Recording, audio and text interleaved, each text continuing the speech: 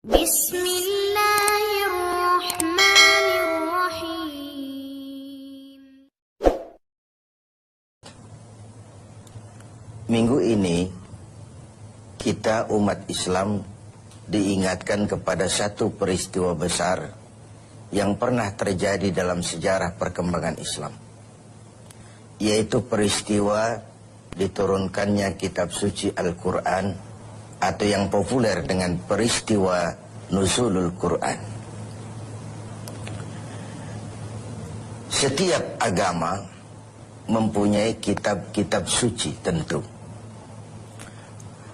Orang Yahudi punya kitab Taurat. Orang Nasrani punya kitab Injil. Orang Hindu punya kitab Weda. Orang Buddha punya kitab Tripitaka. Pengikut Zoroaster, agama Majusi, punya kitab Zen Avesta. Dan kita umat Islam oleh Allah Subhanahu wa Ta'ala diberikan Al-Quranul Karim. Mengapa kita yakini Quran sebagai kitab suci? Paling kurang karena 3 hal. Pertama, sampai dengan hari ini tidak seorang pun yang mampu membuat satu kitab seperti Al-Quran ini. Bahkan janganlah satu kitab, satu surah sekalipun, bahkan satu ayat sekalipun. Sebuah kitab dinamakan suci kalau dia bebas dari intervensi manusia. Kalau memang Al-Quran adalah buatan seorang yang bernama Muhammad, yang Muhammad mampu melakukannya, orang lain juga tentu akan mampu. Barangkali belum pernah ada yang mencoba. Sudah. Bahkan Al-Quran sendiri memberikan tantangan. Wa in kuntum fi raibim mimma nazzalna ala abdina fa'tu bi suratin min misli.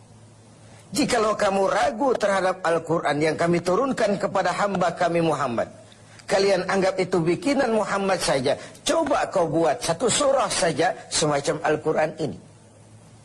Tak mampu kamu sendiri, wada'u syuhada'akum, ajak teman-teman kamu secara bersama-sama buat satu surah saja semacam Al-Quran ini. Pernah ada yang mencoba membuat satu surah dengan gaya bahasa surah Al-Fil. Al-Fil wa mal-fil wa ma adraka mal-fil lahu khurtumun tawil wa lahu zail. Gajah. Apakah gajah itu? Tahukah kamu apa itu gajah? Dia punya belalai dan dia punya ekor yang panjang. Kalimatnya sudah berbentuk syair, tapi isi jauh panggang dari api. Karena yang namanya gajah, tidak perlu turun surah seperti itu pun orang ngerti kalau gajah mesti punya belalai dan mesti punya ekor. Jadi isi jauh panggang dari api. Surah semacam Al-Fil tadi dibuat oleh Musailamah Al-Kadzab. Dan masyarakat Quraisy memang kaya sekali dengan penyair, dengan pujangga, dengan sastrawan. Sehingga tiap tahun di pasar namanya Ukaz dipertandingkan syair-syair yang hebat-hebat itu. Pemenangnya digantungkan syairnya di dinding Ka'bah. Sudah dicoba itu. Pada sisi lain kita melihat bahwa gaya bahasa hadis tidak sama dengan gaya bahasa Al-Quran. Kalau memang Al-Quran bikinan Nabi Muhammad, tentu saja bahasa Al-Quran sama dengan bahasa hadis. Ternyata jauh sekali. Jadi Al-Quran isi dan redaksi langsung dari Allah Subhanahu wa Ta'ala. Sedangkan hadis isi dari Allah, redaksi dari Nabi Muhammad Sallallahu Alaihi Wasallam. Ini yang pertama. Yang kedua, kita yakini Quran sebagai kitab suci karena ajarannya sesuai dengan fitrah manusia. Secara logika bisa kita terima tentu. Allah pencipta manusia. Allah tahu benar batas kemampuan maksimal yang dimiliki oleh manusia. Karena itu kitab suci yang diturunkan untuk manusia tentu sesuai dengan fitrah manusia itu sendiri. Sama dengan pabrik mobil di Jepang bikin mobil namanya Toyota. Seiring dengan itu dia keluarkan buku panduan tentang mobil Toyota. Mobil ini namanya Toyota, kecepatan maksimal sekian ratus kilometer per jam, bahan bakarnya ini, kalau rusak memperbaikinya begini, onderdilnya ini. Karena pabriknya lah yang membuat mobil, pabriknya juga yang mengeluarkan buku petunjuk, tentu saja buku itu sesuai benar dengan mobilnya. Lalu tidak mungkin juga kita punya mobil Toyota rusak, kita perbaiki dengan buku panduan yang dikeluarkan oleh pabrik mobil Fiat misalnya. Tentu saja tidak cocok. Begitulah manusia. Jikalau dia ingin baik, jikalau dia ingin mencapai sukses dunia dan akhirat nanti, dia harus menggunakan buku petunjuk yang diturunkan oleh yang bikin manusia. Perintah Al-Quran, ajarannya sesuai dengan fitrah. Apabila kemampuan melaksanakan sebuah perintah berkurang, maka tekanan perintah pun biasanya menurun. Mari kita ambil beberapa contoh. Satu hari, seorang sahabat datang menghadap Rasulullah Shallallahu Alaihi Wasallam. Lalu berkata, halaktu ya Rasulullah. Ya Rasul, celaka benar saya. Ma ahlakaka? Apa yang bikin kau celaka? Waqa'tu ala imra'ati fi Ramadan. Sedang puasa Ramadan, saya tidak kuat ya Rasul. Saya bergaul dengan istri saya. Begitu? Iya, ya sudah. Bayar dendanya. Apa ya Rasul? Bebaskan budak. Saya tidak punya budak ya Rasul. Benar?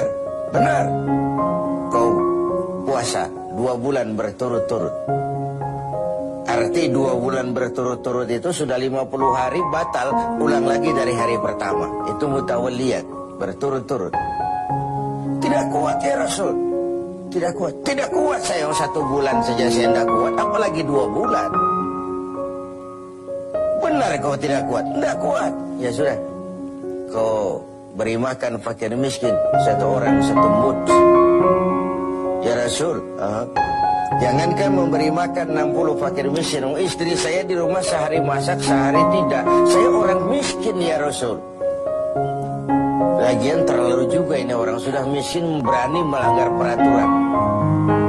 Rasul senyum kemudian masuk ke dalam kamar, keluar kembali membawa sekeranjang kecil kurma.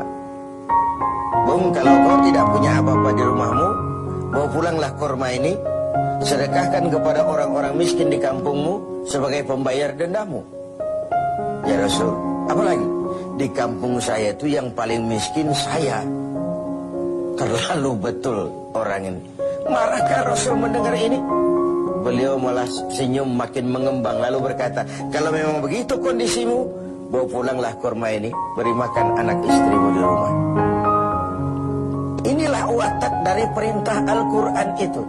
Ngono ya ngono, ning ojo koyo ngono. Tidak, kalau sudah begitu ya mesti begitu, tidak sesuai dengan fitrah manusia. Di awal-awal turun perintah puasa, sebagian sahabat itu menyangka siang malam tidak boleh bergaul dengan istri. Mau bertanya mereka malu. Akhirnya ada juga yang nyerempet-nyerempet. Nah, satu hari selesai sholat zuhur, antar mereka kumpul, saling bertukar pengalaman. Yang satu bilang, semalam saya nggak tahan loh. Terus ya saya nyelonong sama istri saya.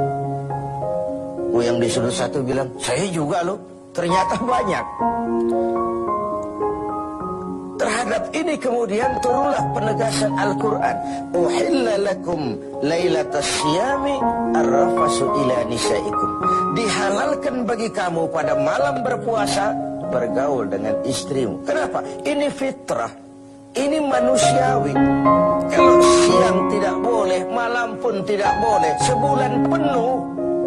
Apa tidak pingsan manusia itu? Inilah fitrah. Sesuai dengan fitrahnya. Semua ajaran agama, semua konsep Al-Quran sesuai dengan fitrah manusia. Suatu kitab dinamakan suci memang kalau ajarannya sesuai dengan fitrah manusia, bukan memberikan beban kepada manusia. Makin kita renungi konsep Al-Quran, makin kita renungi perintah-perintah agama, makin sampai kita kepada keyakinan bahwa itu sebenarnya apa yang diperlukan oleh manusia. Kita perlu sholat, kita perlu puasa, kita perlu zakat, sedekah, kita perlu sholat tahajud di keheningan malam, perlu. Kalau agama sudah merupakan needs, kebutuhan, keperluan dalam hidup kita, maka tidak ada lagi beban dalam melaksanakannya. Selama ini kan kita masih pada tahapan saya wajib sholat, saya wajib sedekah, saya wajib haji. Tapi kalau sudah saya perlu dengan merenungi kenapa kita sujud, kenapa kita bersedekah, apa manfaat yang kita peroleh dari melaksanakan ibadah haji, kita akan sampai kepada ini adalah needs. Pada saat itu pelaksanaan ajaran agama tidak lagi akan menjadi beban, tapi akan kita laksanakan dengan sepenuh hati, karena dalam kita sujud kepada Allah, disitulah tingkat keperluan hidup kita. Puasa, zakat, infak, sedekah, dan begitu seterusnya. Pemirsa TV7 yang berbahagia. Yang ketiga, kita yakini Quran sebagai kitab suci karena isinya tidak saling bertentangan. Bagaimana mungkin sebuah kitab suci ajarannya saling kontroversi, isinya saling simpang, saling silang. Di satu ayat dia ajarkan Tuhan Esa, di lain ayat dia ajarkan Tuhan tiga. Bagaimana kitab suci bisa saling silang seperti ini? Sebuah kitab dinamakan suci kalau isinya tidak saling bertentangan. 6.666 ayat, 30 juz dan 114 surah, tidak satu pun yang saling silang, tidak satu pun yang saling bertentangan. Oleh karena itu, dengan memperingati turunnya Al-Quran, mari kita banyak membacanya. Dan membaca adalah pengantar untuk bisa mengerti dan memahami. Sedangkan mengerti dan memahami adalah pengantar untuk bisa mengamalkannya dengan sebaik-baiknya. Hanya jikalau kita membaca, kita mengerti. Hanya jikalau kita mengerti, kita bisa mengamalkannya dengan sebaik-baiknya.